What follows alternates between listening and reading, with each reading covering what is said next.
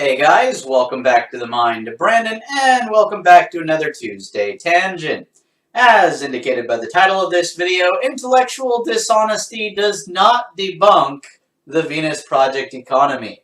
So I was inspired to make this video in lieu of some commentary that I recently received on a previous video of mine titled, "Someone Debunked the Venus Project Economy." Basically, in that video, I responded to some other guy's video where he was trying to debunk the Venus Project economy, the resource-based global economy. And I pointed out that he didn't really successfully do that. But basically, it's possible that you're going to have to watch that video to really fully understand this video. But I'll try to make it as standalone as I can. So I'll just go ahead and briefly go back over what the resource-based global economy is supposed to be and how that's supposed to work. But basically, if we were to implement a resource-based global economy, we would have new cities constructed all over the world without any conception of there being separate nations. That idea would be done away with. And these cities would be pre-planned and pre-designed. You know, smart cars, smarter roads, smarter homes. We'd be utilizing 3D printing technology and vertical farms, things like that. All the jobs that nobody wants to do would be automated. So the things that we need would be made available to us without a price tag because you don't have to pay machines. We'd be relying on clean, renewable resources that can be mass-produced in high abundance instead of relying on resources that we're burning through faster than we can mine or that harm the environment. So it essentially declares the Earth and its resources as the common heritage of all the world's people. It implements the intelligent management of the Earth and its resources, updating everyone all over the world to present-day knowledge, giving everyone access to the most up-to-date science and technology and education. Okay. And so, you know, this has the potential to solve some of the world's problems. Not that we can expect that, you know, it's going to be a perfect society where nothing ever goes wrong. It's just going to be a lot better than the present system. That being said, let's go ahead and have a look at that commentary. This is mostly nonsensical. Sorry. Doesn't say how it's nonsensical, what's nonsensical about it. It doesn't really address any specific thing from the video. It's really not a very helpful comment at all. But to be fair, he will be more specific in the next comment. Everybody has access to the same things, equals very bad use of resources. To which I responded, how so? So he told me, The mind of Brandon, different people like different things. I don't need a piano, someone else does. For me, a piano would be useless and thus a waste of resources. This is true for most things. Even food, clothes. People have different tastes. Yeah, that would indeed be quite wasteful if everyone had their own piano, including the people who don't want one.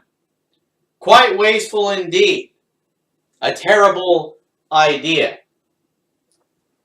So it's a good thing that that's not what I was proposing. It's not what the Venus Project is proposing. When I said that everyone would have access to the same kinds of things, it was not my intention to communicate that everyone would have literally all the same stuff, whether they wanted it or not.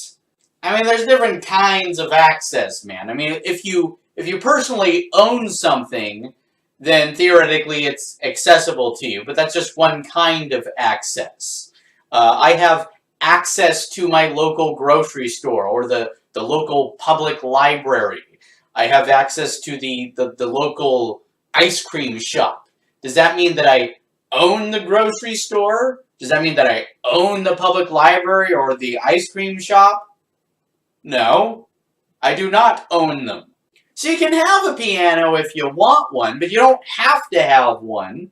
It's available to you without a price tag. So it's accessible even if you're not a millionaire or however much it costs to have like your own grand piano or whatever, right? I mean, come on, man. I mentioned in the video that you're commenting on that this is going to be based on supply and demand. So if there's a higher demand for something, we will produce more of it. If there's a lower demand, then we'll produce less. This is completely different from the idea that everyone's going to have all the same stuff, whether they want it or not. So I guess you just missed the part where I was talking about the whole supply and demand thing. Not saying someone doesn't need clothes, but what if the demand for a particular dress is too high with respect to the planned production? No, you can't just change the output instantly by reallocating the machinery. It is not that simple. Oh, so you were paying attention when we talked about the whole supply and demand thing. That's interesting because just a moment ago it seemed like you were completely oblivious to that because you seemed to be under the impression that I was saying that everyone would have all the same stuff whether they wanted it or not. Well, I guess what you were actually doing there is just intentionally twisting what I was saying and misrepresenting what I was putting forward. This, of course, is called a straw man argument and is a type of intellectual dishonesty. Or in other words, you haven't actually argued with anything that was actually said in my video. What you did is you acted like I was saying something that I wasn't saying, and you attacked that instead of going after what I was actually saying. And thus you've provided absolutely no validation whatsoever that my video is mostly nonsensical. But to address what you had to say about the dress, is it possible that there could be a sudden spike in the demand for a particular dress and it just kind of goes out of stock for a little while at your local access center? Sure, that kind of thing might happen every now and then, and you of course have to wait for more stuff to be produced because it is of course not just instantaneous production. All of a sudden, poof, there's a new one, right? Which of course is why I did not put forward the idea that we just instantaneously have new stuff. It does take time. Some stuff takes longer than other things. Some stuff doesn't take very long at all. Some stuff might take a while longer. It comes to dresses. That's something that typically doesn't take very long. I've heard of handmade dresses taking weeks to make, but of course we don't really expect to have handmade dresses in a resource-based global economy. We expect them to be produced by machines, unless you want to hand make a dress, but that's you hand making a dress rather than depending on someone else to hand make a dress. That being said, the homes in a resource-based global economy are customizable, so if you want to have your own dress factory in your own home, you can do that. You can have the tools for making your own dresses. You get the patterns, the designs, the plans for making this dress or that. You can get that off the internet or wherever, and then you punch some buttons in your computer, and you can have the dresses made right there in your own home. You don't have to depend on whether it's in stock at the local access center. Even the material that the dress is made out of is going to be from renewable resources that are mass-produced in high abundance so that we don't run out. That being said, we're not really likely to run out of stuff very often, if at all, in general, in part because it's not a monetary system. Okay, when you go to your a Target store or a Fred Meyer or something like that, where they have clothes that they run out of stock. Part of the reason they run out of stock has to do with money. It doesn't have to do with, oh, we're waiting for them to make more. No, it has to do with the fact that it costs money. We don't have that roadblock in a resource-based global economy. So if someone comes and takes something, then there is immediately a notification, at least, oh, this needs to be produced. We need to replenish our supply.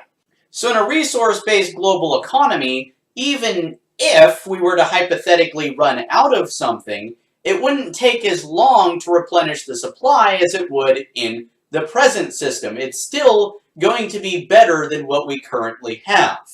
Alright guys, that's it for this video. I hope you all enjoyed it. If you did, please give it a thumbs up and share it with other people.